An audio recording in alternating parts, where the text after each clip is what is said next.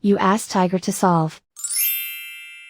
This deals with linear equations with one unknown. The final result is x equals -13/9. Let's solve it step by step. Simplify the expression. Multiply the fractions. Simplify the arithmetic. Swap sides.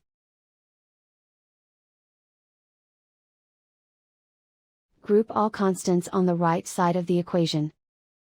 Subtract 7/3 from both sides. Combine the fractions. Combine the numerators. Reduce the zero numerator. Simplify the arithmetic. Find the lowest common denominator. Multiply the denominators. Multiply the numerators. Combine the fractions. Combine the numerators. And so the final result is x equals -13/9.